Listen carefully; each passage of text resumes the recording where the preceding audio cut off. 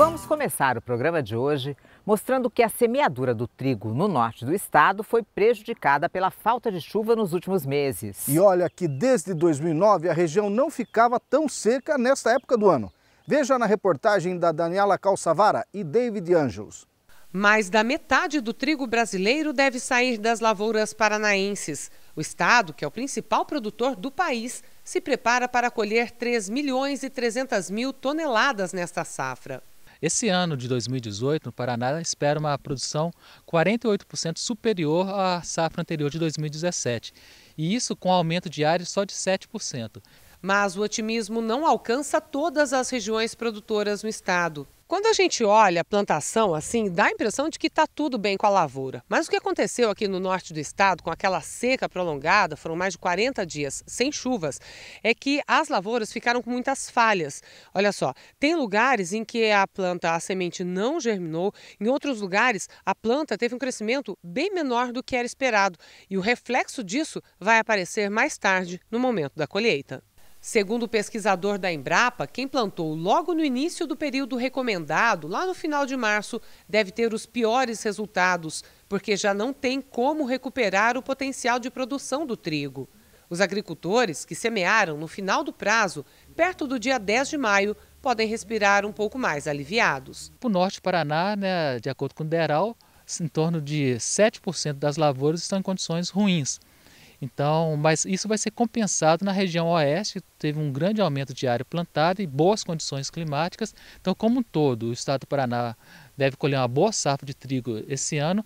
E a região norte do estado, quem semeou logo no início do zoneamento ou plantou no pó antes de 10 de maio, vai ter a produção comprometida. Nesta área, plantada em março, o trigo está bem adiantado e é possível ver como a estiagem prolongada castigou as plantas. A média de chuva para o período entre abril e maio é de 170 milímetros, mas choveu só 77 milímetros na região.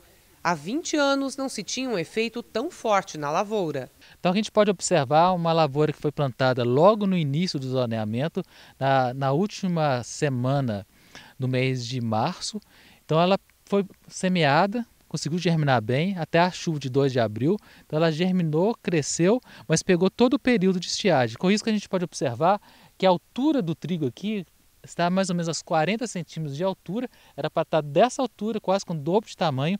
A gente consegue observar várias falhas aqui dentro do estande de plantas. Então, a quantidade de espigas por metro quadrado aqui não deve passar de 200 espigas por metro quadrado, quando a gente esperava pelo menos 350 espigas por metro quadrado. Então, o comprometimento da produção ele é visível aqui, isso vai ser sentido na colheita. Além do mais, a gente tem a formação de espigas, pequenas espigas, a gente esperava espigas bem maiores, então o número de grãos por espigas também é menor. Então, somando o menor número de espigas por metro quadrado, o menor número de grãos por espiga, a perda de produtividade estimada aqui para essa área é de mais ou menos 50%. Segundo o DERAL, Departamento de Economia Rural da Secretaria Estadual de Agricultura e Abastecimento, 7% das lavouras do Paraná estão em situação ruim. Ainda não se tem uma estimativa oficial de perdas, mas a queda na produção nas áreas de trigo mais afetadas pode passar de 30%.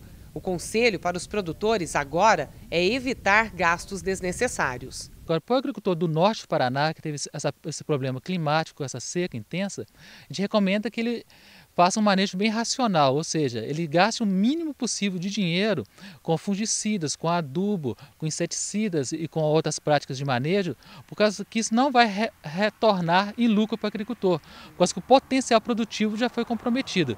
Então, a gente recomenda usar o mínimo necessário, tecnicamente somente o mínimo, sem nenhum exagero, sem nenhum gasto desnecessário, para que possa pelo menos reduzir o custo de produção e ainda ter uma margem para ter um lucro aqui no norte do Paraná. Olha, o DERAL projeta uma safra recorde de 4 milhões de toneladas de trigo, um crescimento de 7% em comparação à safra passada.